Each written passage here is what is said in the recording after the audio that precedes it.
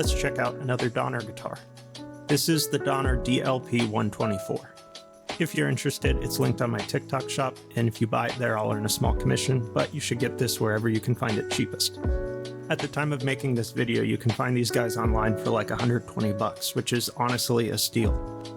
I've watched a couple other videos and reviews online, and people have noted major issues with these out of the box. Those are worth looking up and considering.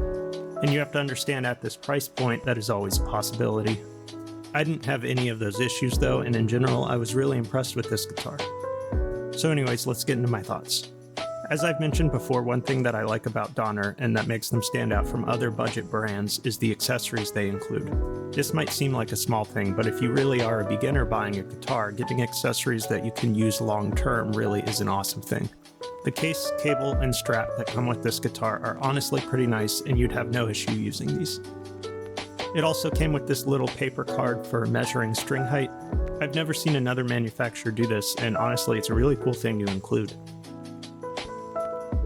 Prior to getting this guitar, I'd sort of been on a search for a single-cut Les Paul style guitar.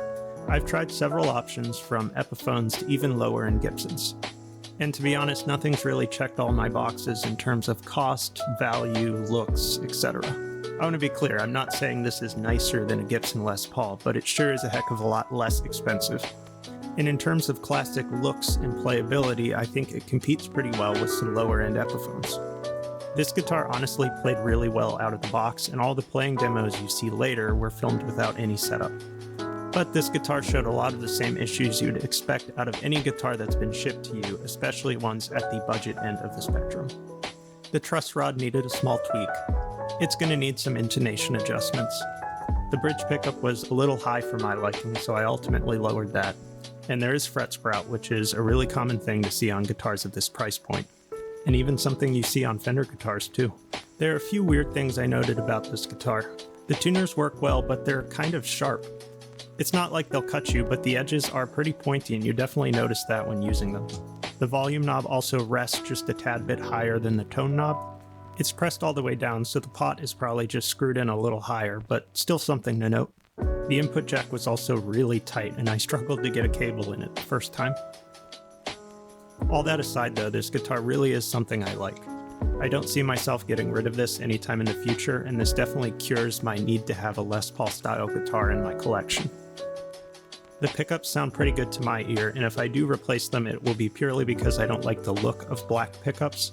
The headstock shape I think is pretty unoffensive, and the finish looks really nice and doesn't have any major noticeable flaws. The guitar is lightweight and doesn't feel cheap, and has some nice touches like branded tuners. I think the neck looks cool and feels nice because of its natural finish, and it resembles the C shape on a Fender. The electronics are of course cheaper, and I'd expect to have to replace the toggle switch at some point in the future, but there are no issues with it out of the box. The nut was cut really well and didn't require any work, and tuning stability is just fine. So yeah, I'd say I like it, and for the price point, it's kind of hard not to recommend. Here's some sound samples.